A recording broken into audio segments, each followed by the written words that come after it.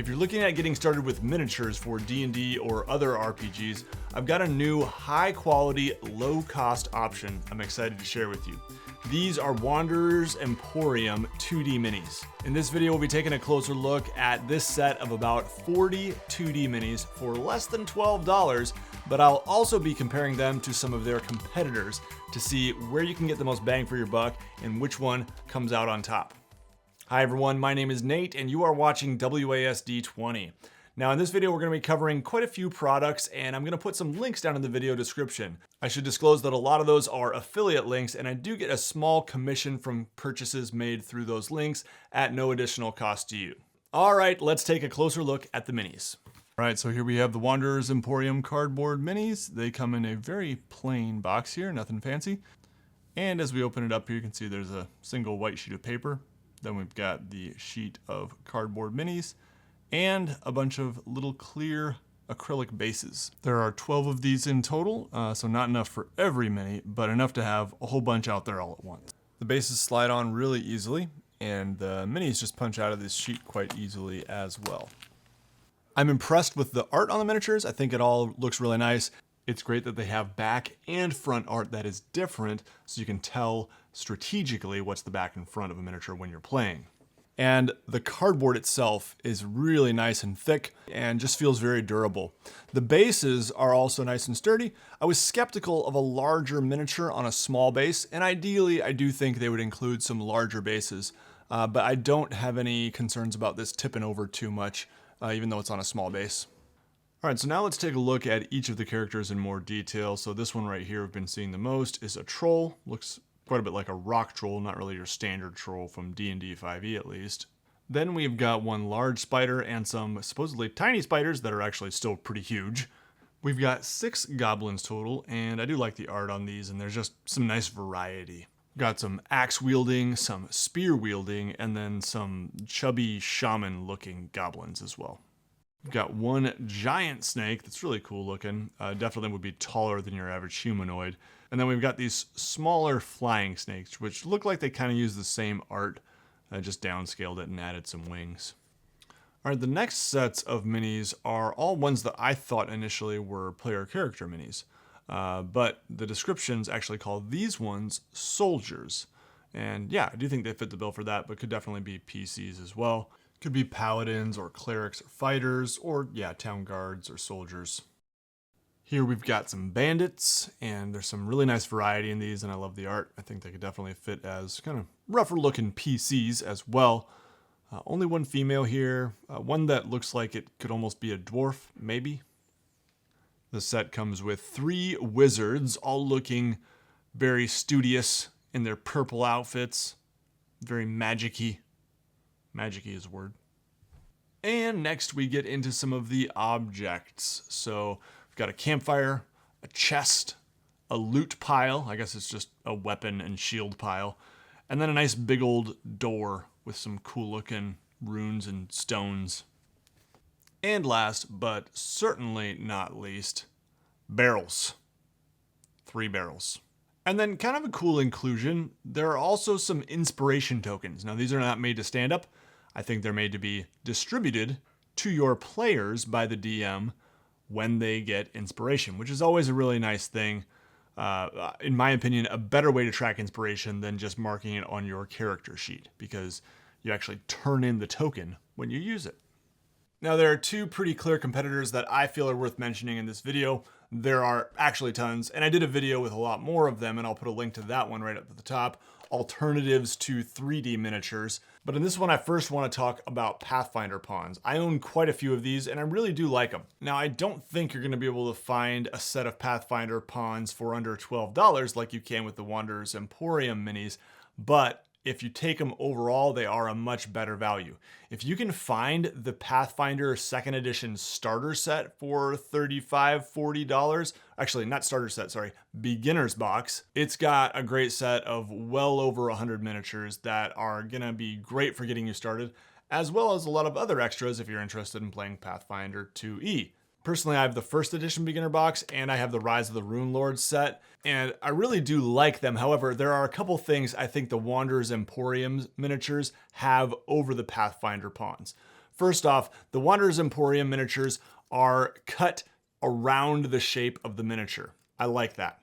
Pathfinder Pawns are just cut in these rounded rectangles and they look kind of boxy. Secondly, the front and back of Pathfinder Pawns are exactly the same, whereas the Wanderers Emporium minis have a back that is unique, and you can tell this is the back of the mini.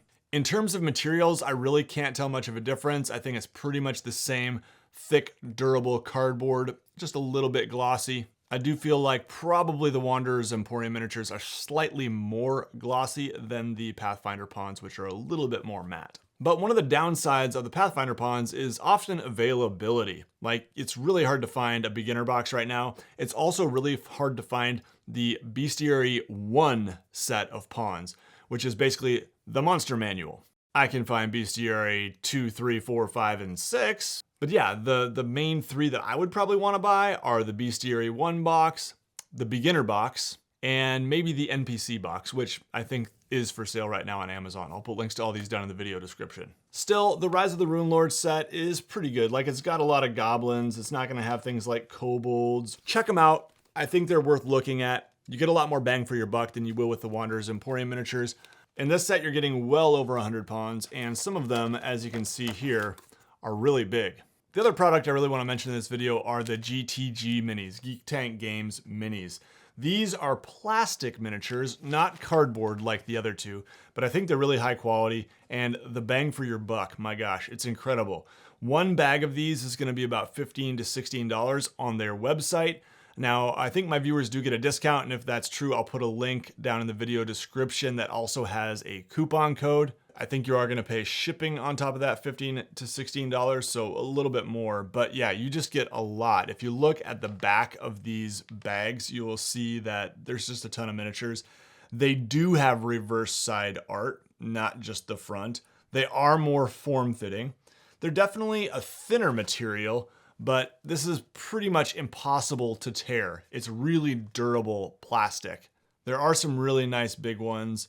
And I will say I don't love the bases. The bases for the small ones are just fine, but the bases for the larger ones are really hard to get in. You kind of have to curve them just so. And I always seem to have one corner sticking up a little bit here, which is not a huge deal. You kind of get used to it. But yeah, I think the art style is great. It's the guy who does printable heroes on Patreon. And in the Wildland set, you're pretty much getting all the beginner monsters you would want. You're getting orcs, you're getting kobolds, you're getting gnolls, trolls, ogres, giants, wolves, bear, snake, owl bear. Like, yeah, anyway, I could go on and on, but it's just a really solid set.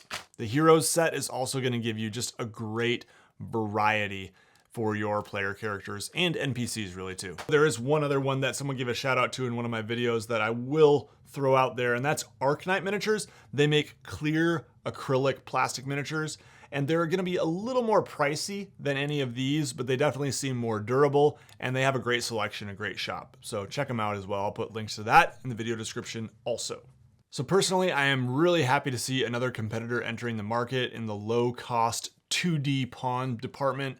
The Wanderers Emporium miniatures, I think they're really high quality. And again, the fact that you can get a really big jump on your collection by spending $11 or $12 on Amazon, I think is really great for the beginners on a tight budget. My only complaint is I hope they come out with more of these. I really hope they come out with a wider selection of miniatures. I would gladly pay more for a larger set. If they could come out with something like the Wildland set from Geek Tank Games minis, I would gladly pay a lot more money for them. I could do without the barrels and the doors and such if you just give me a few more minis. Some kobolds would be great, for example. A couple more goblins, some orcs. You get the idea. So, Wanderers Emporium, good start. I definitely do recommend them if you like what you see here. However, I hope they can work on the variety and quantity department and just give us more. I think there's definitely room for more competition in the 2D mini market. All right, as always, I would love to hear from you. Questions, comments, leave them down below. Thanks so much for watching, and I also want to thank the WASD20 patrons for their support of this video and others. Patrons are people who donate on a monthly basis. I couldn't do what I do without them. Thank you so much, patrons. You can join with them in support of the channel as well over at patreon.com/WASD20. And last thing before we go, I do want to mention that I have 2 other videos that I think are worth checking out. One is a guide to getting started in collecting 3D miniatures, and I'll put a link to that one on screen here. The other one is a video about alternatives to 3D miniatures that includes some of these ones I mentioned here in this video, as well as a whole lot of other options, including some kind of homemade bootleg options that can be really great for just getting started. Take care, everybody. You'll see me again very soon.